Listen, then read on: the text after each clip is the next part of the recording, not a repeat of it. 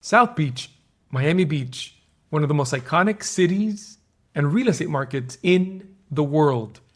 And in the first quarter of 2026, the data is telling a story that every buyer and seller in this market needs to hear. I'm Jose Laya. I was born and raised right here in Miami, and I've been selling real estate in this city for 20 years.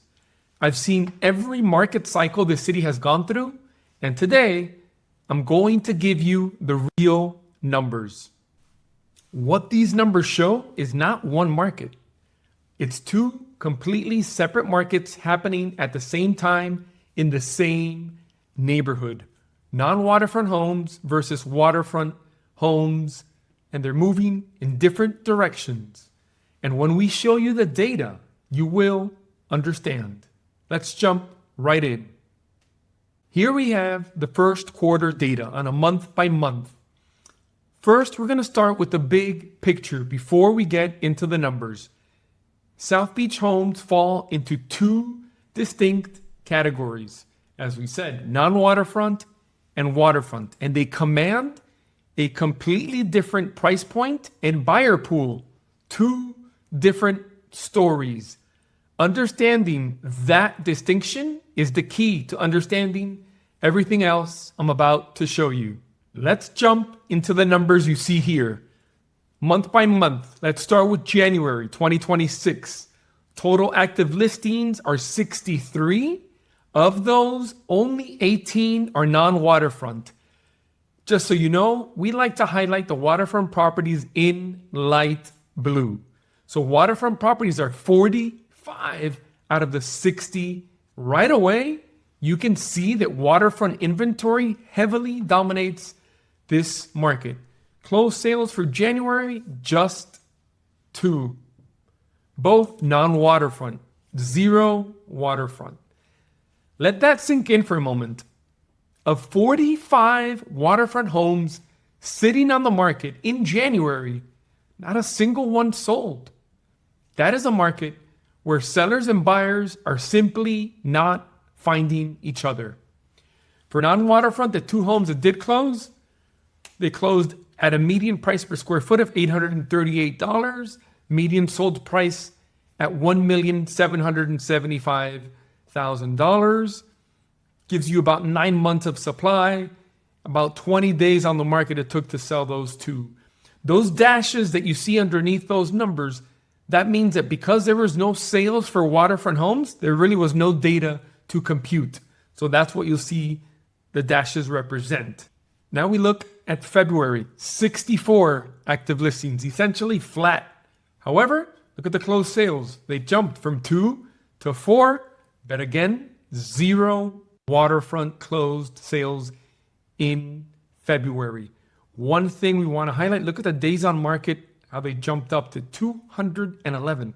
That means that those 4 listings that closed were on the market for almost 8 months before they sold. However, look at the pricing, median price per square foot and median price sold, they jumped up to $1,067 and almost $3 million, 2.982 to be exact. Now March, look at this. The number of active listings, again, essentially flat. 16 non-waterfront, and waterfront actually increased to 47. Positive note, March had the highest number of closed sales for the first quarter with 7, 4 non-waterfront, and finally, we had 3 closed sales of waterfront homes. Now, this is why I like to separate them. Look at this distinction in pricing. Look at the median price per square foot, $1,722 for the non-waterfront and $2,677 for waterfront. The sold price, median sold price, $5.2 million for non-waterfront, and look at that, over $17 million for those 3 closed sales of waterfront properties. So of course, now that we had those closed sales for the waterfront, we are able to compute the data. And the months of supply is sitting at pretty much 16 months of supply. Those 3 waterfront homes that sold, look at that. They actually sold in less time than the non-waterfront. The waterfront properties took about 117 days on the market compared to 233 for the non-waterfront.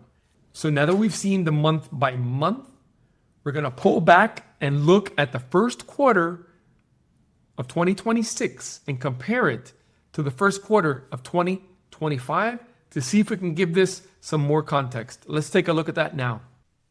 Now we're looking at the graph that compares 2025 to 2026 for the first quarter, because this is where the overall story of the market becomes very clear. If we just look at the bottom row, which is the percent change, when you see more red than green, that right away tells you there's a lot of negative data here, meaning things don't look good. Look at this in 25. Total active listings were 71. It went down to 63, but the number of waterfront homes available actually increased. The only one that did decrease was the number of non-waterfront homes. Let's go across the board. Closed sales were 16 total last year in the first quarter. This year they went down to 13. And look at that big distinction of waterfront homes. Sold 9 last year, first quarter, only 3 closed in the first quarter of this year. Big slowdown there, while non-waterfront actually increased from 7 to 10. This is why months of supply increased for waterfront homes. Look at that, from 15 last year to 48 months. And non-waterfront decreased from 12 to 5. Days on market, though, there was an increase of 82 to 211 days for the non-waterfront property. But guess what? The waterfront property also increased. That's telling us that buyers are being more cautious in today's market, but they're still transacting. Another thing to note that we want to highlight is look at the median price per square foot and the median price sold for both waterfront and waterfront. They both decreased from last year. Let's look at the numbers. $1,309 per square foot for non-waterfront homes last year, first quarter, is now down to $1,067. Waterfront was at $3,221, is now down to $2,677. And even the median price sold decreased for both. Look at the numbers. 3.8 million last year. Now it's just under 3 million. Last year, the median price sold of waterfront homes was at $18 million, slightly down to 17.275. So again, both median price per square foot and median price sold was down for both non-waterfront and waterfront properties. That's something that we're going to keep our eyes on heading into the second quarter. And next, we want to highlight days on market, because this is the number to us that most clearly shows the shift in the market from last year's first quarter to this year. Look at this.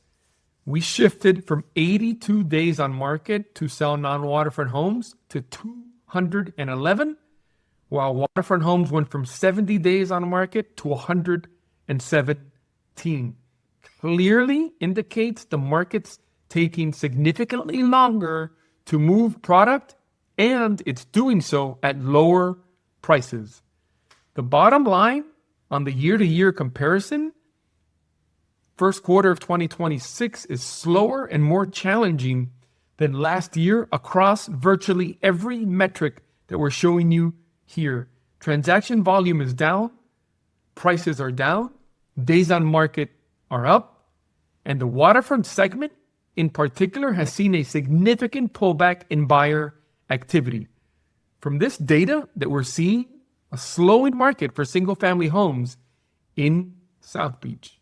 Now, we're going to look at a breakdown of the price ranges of where the activity is taking place in this market to see if we can spot any trends. Let's jump into that graph now. Now we're looking at a market snapshot for the first quarter of 2026. And here's the data. The quarter ended 63 active listings, 16 non-waterfront homes, 47 waterfront, total 13 closed sales, 10 and 3. You see the months of supply there at 5 and 48. Days on market is listed at 211 and 117. Median price per square foot, again, 1,067 and 2677. Median price sold, as you can see, just under $3 million at 2,982. And for waterfront, $17.275 million. We like to show you a breakdown of the price ranges and where most of the activity is taking place in. And look at this, out of the 10 closed sales for non-waterfront homes, 6 of them sold between $1 and $3 million. And then they broke up pretty evenly between 3 and 5, there was 2, and then 5 to 10, there was 2. Now for waterfront, the 3 closed sales that we had the entire quarter, look where they land. They landed all between 10 and $20 million. Those 3 closed waterfront sales, that's where they landed. Now look at the final box there, which is 20 million plus. This screamed out at us. There's 30 active waterfront homes listed for sale with 0 closed sales in the first quarter. We're definitely going to keep our eyes on this segment of the market heading into the second quarter. 30 active listings and 0 sold, basically for the whole quarter. That's pretty alarming if you ask us. That's clearly where the market is most frozen, in South Beach. On that note, we like to highlight the highest priced closed sale of the quarter was for $18.5 million. It was a home that sold on the Venetian Islands. It was a newer built house built in 2018. It was a 4-bedroom house over 5,000 square feet, and it sold for about $3,300 per square foot. That was the highest priced closed sale of those 3 that you saw for the quarter for single family homes in South Beach. If you're a buyer looking for a single family home in South Beach, if you're looking for something not on the water, if you don't have too much to choose from at only 16 active listings. However, if you're looking for a waterfront home in South Beach, you do have more leverage right now, particularly with 47 active homes listed for sale and only 3 that sold for the entire quarter. So sellers in that segment are competing for a very small pool of buyers. With days on market being high and months of supply high, honestly, it's a good time to be out there looking for a waterfront home in South Beach as a buyer. If you're a seller